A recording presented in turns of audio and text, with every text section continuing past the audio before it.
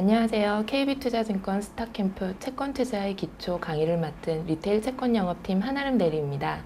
이 강의를 통해 채권의 기본적인 내용을 살펴보면서 채권투자를 쉽게 느낄 수 있는 유익한 시간이 되었으면 합니다. 지금부터 채권투자의 이해에 대해 설명을 시작하겠습니다. 처음에는 채권 투자의 기초에 대해 알아보는 시간을 갖도록 하겠습니다. 보통 채권이라고 하면 어렵다라는 선입견을 갖고 계신 분들이 많으실 텐데요. 그렇다 보니 이자를 지급하는 걸로 봐서 예금이랑 비슷한 것 같기는 한데, 예금은 얼마를 투자하면 얼마를 받는지는 알겠는데 도대체 채권은 뭐가 이자고 얼마를 받게 되는 건지, 채권 너무 어렵다 이러신 분들 많으실 겁니다. 그래서 여기서는 과연 채권이 뭔지, 어떤 구성 요소로 이루어져 있는지, 주식이나 예금과는 어떤 점이 다른 건지를 간단하게 알아보고자 합니다. 먼저 채권의 기본적인 정의에 대해 알아보겠습니다. 확정이자를 지급하는 유가증권을 채권이라고 하는데요. 발행 주체가 법률로 정해져 있으며 발행할 때부터 지급될 이자가 확정이 되기 때문입니다. 단순하게 국채를 예로 들어볼까요? 국채는 국가가 발행한 채권입니다. 3%의 이자를 국채 1억을 산다고 하는 것은 내가 국가에 1억이란 돈을 빌려주고 그 사용의 대가로 국가가 약속한 3% 이자 연 300만 원을 지급받는 것을 말하는데요. 이것이 바로 채권 투자입니다. 다음으로 채권의 특성 세 가지입니다. 수익성과 유동성, 안정성이 있는데요. 먼저 수익성 측면에서 살펴보면 투자 시점에서 만기까지 확정금리로 수익이 보장됩니다. 또한 채권은 표면금리에 대해 과세가 이루어지는데요. 보통 표면금리가 매입 시 매매 수익률에 비해 일반적으로 낮은 금리이기 때문에 세후 수익률이 높아져서 절세 효과를 볼 수 있습니다. 그리고 채권의 중도 매매를 통해 시세 차익도 기대할 수 있기 때문에 그에 따른 자본이득의 효과도 발생 가능합니다.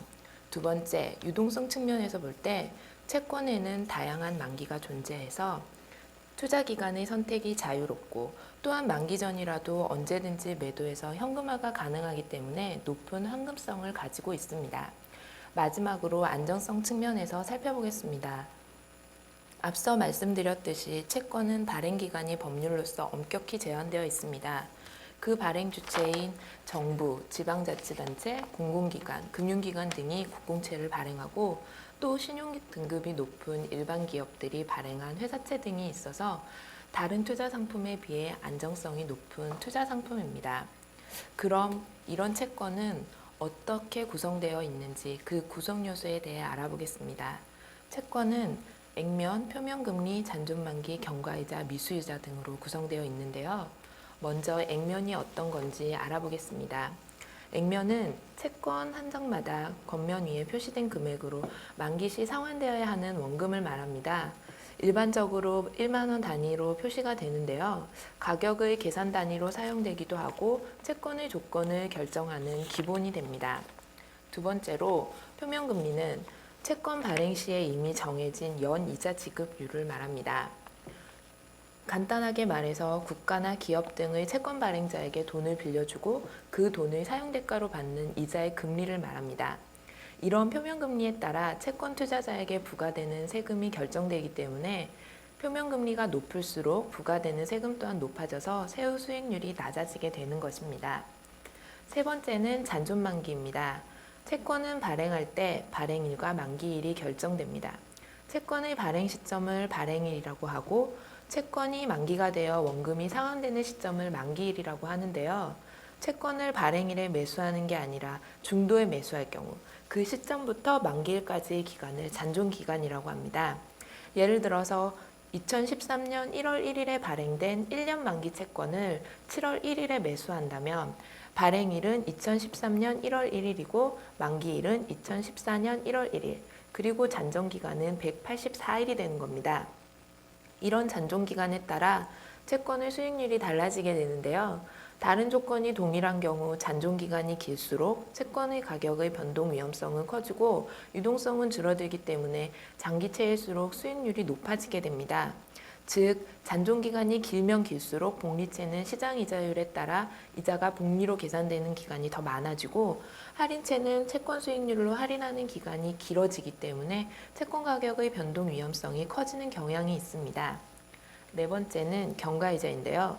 중도매매 시 발생되는 기념으로 중도매매 시 발생하게 되는 개념인데 발행일이나 이전 이자 지급일로부터 매매일까지 발생하는 이자를 말합니다. 마지막은 미수이자인데요. 매수일 이후에 보유기간 동안 쌓이게 되는 이자를 말합니다. 이런 경과이자와 미수이자에 대해서 간단하게 예를 들어보겠습니다. 1월 1일에 발행해서 6개월마다 이자가 지급되는 채권을 만약에 4월 1일에 매수했을 경우 이미 경과된 3개월에 대해 발생한 이자를 경과이자라고 하고 매수일로부터 7월 1일 이자 지급일까지의 이자를 미수이자라고 하는 겁니다. 이런 경과이자와 미수이자는 중도매매 시 채권 가격에 이미 다 포함되어 가격이 형성되는데요. 시장의 금리 변동이 없다고 가정했을 때 100원의 채권을 중도에 103원에 사게 되고 이자 지급일 직전의 가격이 105원이라면 여기서 경과이자는 3원이고 미수이자는 2원이 되는 겁니다. 이번 페이지에서는 채권과 주식에 대해 비교를 해보겠는데요. 채권과 주식은 다양한 면에서 차이점을 보이고 있습니다. 표를 보시면 발행자, 자본의 성격, 증권 소유자의 지위, 경영권 유무, 소유시 권리, 존속기간, 원금 상환, 위험 등 다양하게 구분되어 있습니다. 간단하게 말씀드린다면 투자를 할 경우 주식은 내가 해당 기업의 주주가 됨으로써 그 회사와 동반자 관계가 되는, 즉 해당 기업이 잘 될 경우에는 수익이 발생하고 잘못될 경우에는 손실이 발생한다는 그런 개념입니다. 이 말은 투자에 따른 원금 손실이 발생할 수도 있다는 이야기가 되는데요.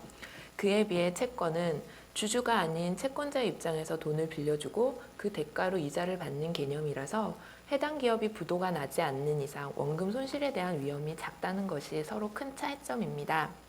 이렇듯 채권과 주식은 자금을 확보하기 위해 발행한 증서라는 점에서는 동일하지만 자금을 빌려주는 대가로 이자를 받는 채권과 회사 일부를 소유하는 의미를 가지는 주식의 결정적 차이는 채권자와 주주가 된다는 겁니다. 따라서 채권은 단순히 빚의 성격을 지니기 때문에 소유한 채권에 대해 상환 요구나 확정 이자의 수치 등에 대한 권리가 발생하지만 주식은 회사의 결정에 참여할 수 있는 권리 등이 발생하는 것입니다. 이런 채권과 주식의 차이로 인해 두 개의 유가증권은 다른 효과를 내는데요. 주식이 기업 경영 성과와 자산 가치에 따라 가격이 책정되면서 변동성이 큰 것과는 달리 채권은 빌려준 자금에 대한 이자를 받는 개념이라 기업의 경영 성과와는 크게 상관이 없는 투자 자산으로 상대적으로 안정적인 자산으로 평가받게 되는 것입니다. 이번에는 채권 투자의 기본 개념에 대해 알아보도록 하겠습니다. 채권 투자의 기본 단위는 보통 10,000원이고요. 수령은 1,000원 단위로 기재하며 수익률은 연 단위로 환산한 수익률을 의미하고 표면이자에 의해 확정된 의자를 지급합니다. 예를 들어서 3년 만기 5%의 국채에 1억의 수령을 매수가 9,800원에 투자했다고 할 경우에 여기서 실제 투자한 금액은 9,800만 원이 되는 것입니다. 그리고 표면 이율은 5%라고 했기 때문에 3년간 총 1,500만 원의 이자 소득이 발생하게 되고 만기에 상환된 금액은 1억이 되면서 여기에서의 채권 수익률은 세전으로 봤을 때 연 5.78%가 되는 것입니다. 이러한 채권 수익률이 평상시 많이 접할 수 있는 은행 이자율과 과연 어떤 차이가 있는지 다음에는 그 차이점에 대해 알아보겠습니다. 아래 표를 보시면 은행 이자율과 채권 이자율을 구분지어 놨는데요. 예금이 현재 가치가 고정되어서 이자율에 따른 미래 가치가 변동되는 반면 채권은 미래 가치가 고정되어 있고 그 수익률에 따라 현재 가치가 변동되는 것이 차이점입니다. 이렇게 가치를 변동시키는 기준이 되는 게 예금은 은행 이자율이고 채권은 채권 수익률입니다.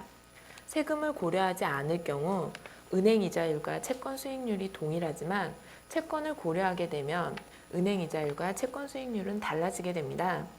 채권과 예금 모두 맡긴 돈에 대한 사용 대가를 받는 점에서는 같은 원리로 움직이지만 이런 채권 내용 때문에 이런 내용들 때문에 채권은 어렵다 이렇게 느끼시는 분들이 많으실 텐데 이거는 단순한 방식의 차이일 뿐 어렵지는 않습니다. 여기까지 채권의 간단한 정의와 구성 요소 등을 살펴봤는데요. 다음 시간에는 채권의 수익률이 뭔지, 어떤 식으로 표현되고 채권 투자에 어떤 영향을 미치는지에 대해 알아보겠습니다. 감사합니다.